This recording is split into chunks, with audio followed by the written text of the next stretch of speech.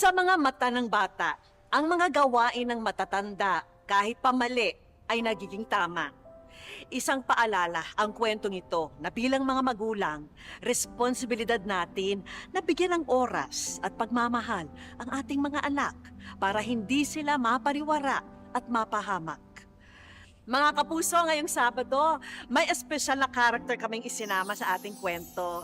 Siya po ang ating mystery wisher. Ang kwento ng kanyang buhay ay may hawig o pagkakatulad sa napanood niyong kwento. Nahulaan niyo na ba kung sino ang ating mystery wisher? Napanood niyo na siya kanina. Sino kaya siya? Tama kaya ang hula niyo, mga kapuso? Ang ating mystery wisher ay ang masipag na janitor sa eskwela at dakilang ama na si Raymark. Hindi, tatawagin ko yung gwardya. 13 taon na sa trabaho niyang ito sa isang pampublikong paaralan sa Maynila, si Raymark.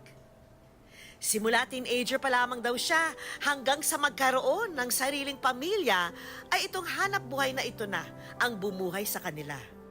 Dito ko po pinalaki yung mga anak ko. Dito po ako kumukuha ng pangkain sa araw-araw. Dito po kami nabubuhay. Wala pong dahilan para ikahiya ako po yung trabaho. Tila hindi nga napapagod ang ating bida dahil matapos ang kanyang duty sa paaralan, diretso naman siya sa pagsa-sideline bilang isang delivery rider. Pagkatapos po ng pagja-janitor ko, nagdi-delivery rider po ako ng magmula 7 hanggang 11:30 po ng gabi para may pandagdag kita po sa pamilya ko po sa pang-araw-araw. At dahil sa pagsusumikap ni Raymark, napagtapos niya ang kanyang asawa sa kolehiyo, maging ang kanyang sarili sa senior high school. Sobrang thankful ako kasi nakilala ko siya. Akala ko, hindi na rin ako makakapagtapos sa pag-aaral. Tapos may isang tao pala na bibigay yung Diyos na makamit ko yung gusto ko sa buhay. Yun po, yung makapag-aaral din ako.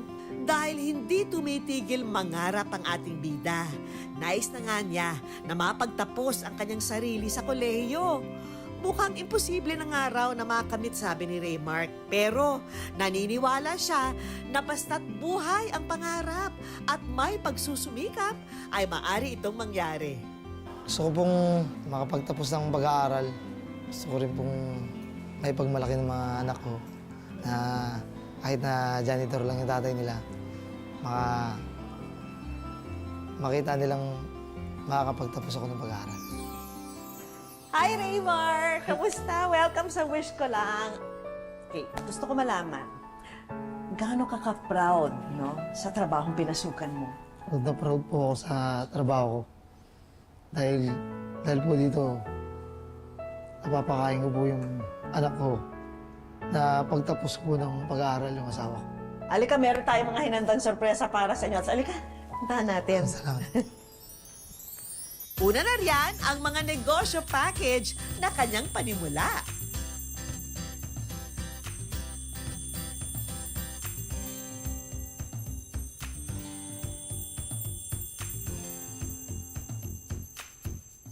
Itong mga shoes na pwede mong i-online negosyo. Kasama na rin itong mga bag na ito, travel bag, school bag, di ba?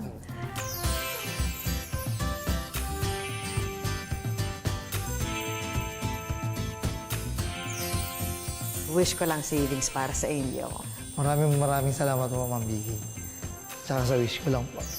At para naman sa ultimate wish ni Raymark para sa kanyang sarili, handog ng ating mga kaibigan mula sa isang university dito sa Maynila ang kanyang full college scholarship.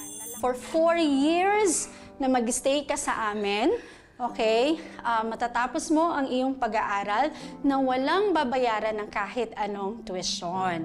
Congratulations and welcome na sa Far Eastern University.